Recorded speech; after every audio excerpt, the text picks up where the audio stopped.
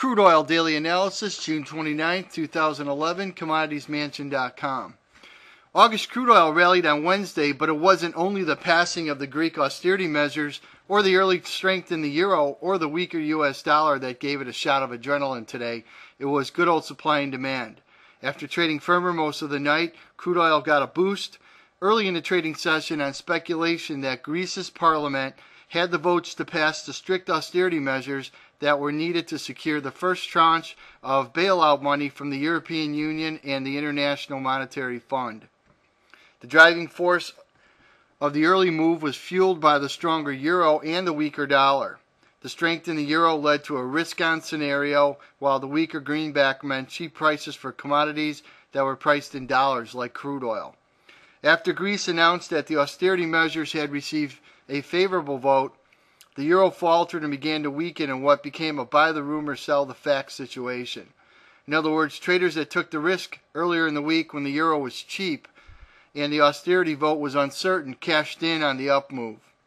The weakness in the euro led to a light sell-off in August crude oil shortly after the New York opening, but long traders stayed home awaiting the release of the U.S. Energy Department's weekly inventory figure.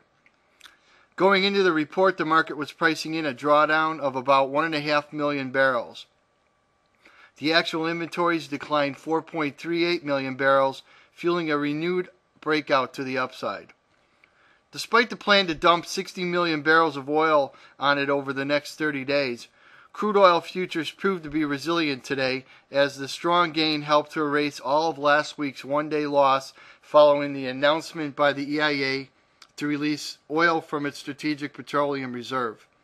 The size of the drawdown in oil stocks surprised traders this morning, putting the market in a position to rally further. Not only is there expected to be strength over the short term, but today's bullish report could have lasting ramifications, especially if imports continue to drop and expected deliveries decline. Furthermore, news that Saudi Arabia may reduce output in response to the EIA's action could also help underpin crude oil prices over the near term. In addition to the oil inventory numbers, traders should also begin to pay attention to the weather. Although nothing in it at the news at this time, other than a tropical storm in the Gulf near Mexico, traders should be aware that any fresh storm sighted in the Gulf region could prove to be supportive for higher prices, especially if speculators overreact to the news. Looking at the chart, technically a new swing bottom was formed this week at 89.61.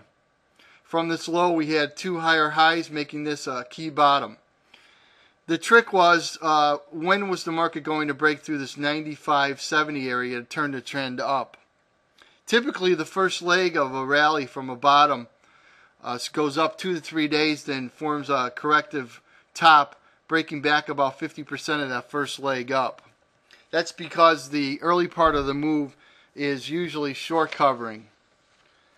If this assessment is true, then the market may retrace 50% of this rally from 89.61 up to today's high at 95.84. That would make the 92.73 area an ideal support zone. If a low is established at this level, then expectations are for the market to attract more buying, driving it to the upside. That scenario is about as bearish as I can get at this time, because as of Wednesday's close, crude oil had already popped through this swing top at 95.70, turning the main trend to up. In addition, we took out a 50% price at 94.98 and a downtrending Gann angle that came in at 95.02. Going into tomorrow, Thursday's action, we'd like to see a follow through to the upside. But if we don't see it, again, we could get that pullback. It wouldn't change the pattern. It would just create a potential buying opportunity on the pullback.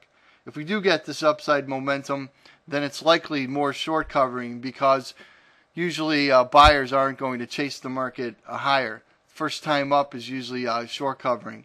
So what we'd like to see is this market try to sustain this rally above this 50% area at 94.98 and stay above this Gann angle that comes in tomorrow at 94.52. If the market does weaken and fall below both these prices, again, we'll probably get a pullback to about the 92.73 area. Looking at the main range of 115.52 down to 89.61, if upside momentum continues, it is possible that this market could retrace this entire break back to 102.57 over the near term.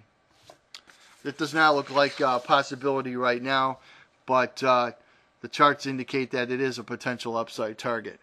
For more analysis, go to commoditiesmansion.com.